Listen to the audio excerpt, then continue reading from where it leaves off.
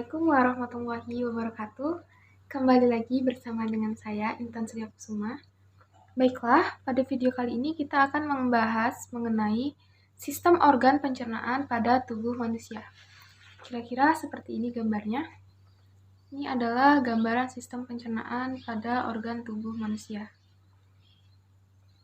Organ pertama ini bernama kelenjar patrioid. Kelenjar patrioid itu yang ini. Nah, ini.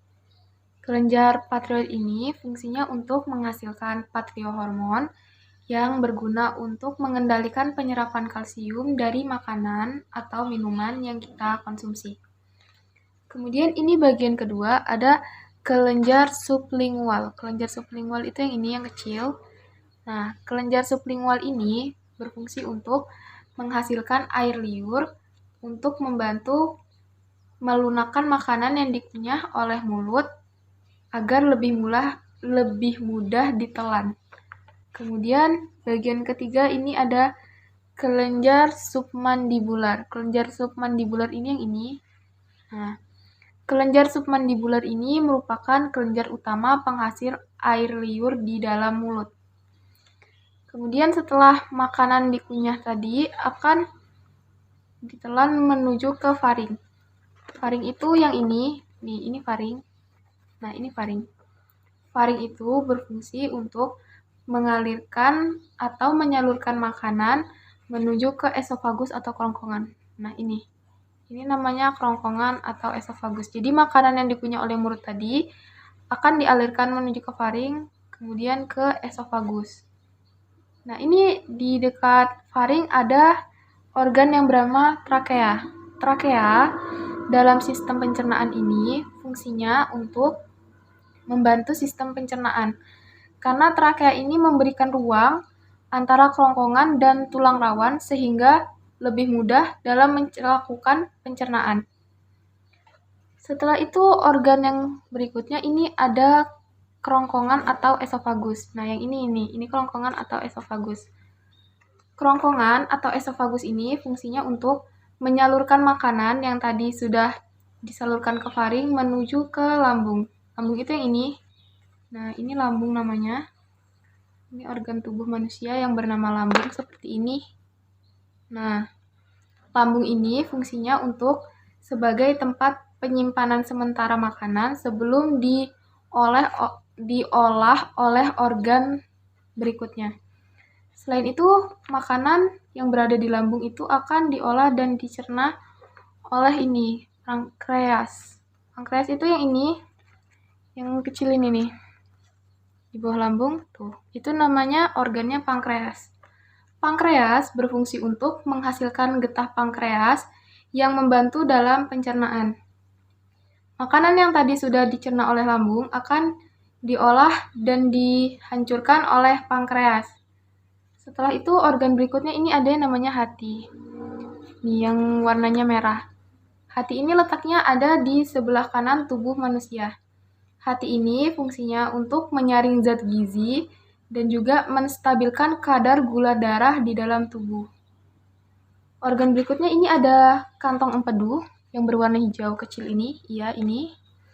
Nah, kantong empedu ini fungsinya untuk menyimpan saluran empedu dan mengeluarkan racun-racun yang ada di dalam tubuh manusia. Kemudian ini di bawah kantong empedu ada saluran empedu. Aduh, maaf silau. Yang ini, yang kecil ini. Nah, ini namanya saluran empedu. Saluran empedu ini fungsinya untuk menyalurkan empedu dari hati menuju ke usus. Usus itu yang ini. Nah, jadi saluran empedu ini berusaha dan berfungsi untuk menyalurkan cairan empedu ke usus. Setelah makanan tadi menuju kerongkongan dan lambung, kemudian diolah oleh pankreas, makanan berikutnya akan menuju ke usus halus. Sebelum menuju ke usus halus, ini ada organ penghubungnya. Organ penghubungnya ini bernama usus 12 jari. Ini, yang ini ya teman-teman, ini namanya usus 12 jari. Nah, ini. Maaf silau. Nah, yang ini. Usus 12 jari ini fungsinya untuk menyalurkan makanan dari lambung menuju ke usus halus. Nah, usus halus itu yang ini, yang kecil. Tuh. Nah, makanan yang tadi sudah disalurkan ke usus halus, akan diserap oleh usus halus nutrisi dan zat gizinya, kemudian nutrisi dan zat gizi yang tadi diserap oleh usus halus akan disalurkan menuju ke aliran darah. Kemudian setelah menuju usus halus, makanan yang tadi kita cerna, berikutnya dia akan menuju ke sekum. Sekum itu yang ini. Nah, sekum ini fungsinya untuk menyerap kembali nutrisi dan zat gizi tadi, tapi yang berserat. Misalnya protein, lemak, karbohidrat. Nah, itu nanti yang menyerap adalah si sekum ini, organ yang bernama sekum.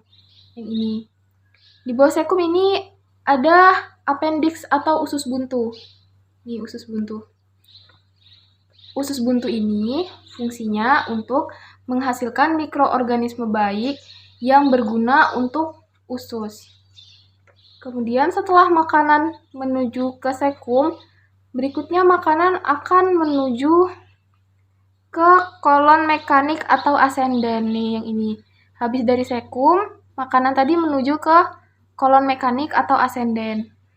Di kolon mekanik ini, makanan tadi akan diserap kembali. Jadi kolon mekanik ini berfungsi untuk menyerap kembali makanan yang tadi sudah diserap oleh usus halus dan juga sudah diserap oleh appendix. Setelah itu makanan yang tadi sudah dicerna oleh kolon mekanik ini akan menuju ke kolon transversal nih. Ini kolon transversal. Kolon transversal ini fungsinya untuk mengalirkan zat sisa yang sudah dicerna, yang sudah diolah oleh usus halus, appendix, dan kolon mekanik ini menuju ke sebelah kiri untuk dikeluarkan. Setelah melewati kolon transversal, berikutnya zat sisa makanan akan menuju ke kolon sigmoid. Nah, kolon sigmoid ini berfungsi untuk mengarahkan zat sisa makanan tadi menuju ke luar tubuh. Setelah itu, zat sisa makanan tadi akan melewati usus besar. Usus besar ini merupakan tempat untuk membuang zat sisa makanan. Jadi semua zat sisa tadi yang sudah diserap oleh organ tubuh kita akan menuju ke usus besar atau kolon. Kemudian zat sisa yang tadi itu akan ke rektum dan anus. Nah, di rektum ini adalah tempat penyimpanan fases sebelum dikeluarkan oleh tubuh. Kemudian organ terakhir dalam sistem pencernaan manusia itu ada anus. Anus merupakan tempat pengeluaran zat-zat sisa seperti fases atau gas. Nah, teman-teman, itu tadi adalah organ-organ sistem pencernaan pada tubuh manusia. Saya harap video ini dapat membantu teman-teman semua untuk lebih memahami tentang sistem pencernaan pada tubuh manusia. Semoga ini sangat bermanfaat. Selain itu, maaf jika ada kesalahan kata atau penjelasan yang saya lakukan terlalu cepat. Baiklah, cukup sekian mengenai penjelasan sistem pencernaan pada organ tubuh manusia. Sampai jumpa di video selanjutnya. Terima kasih, dadah.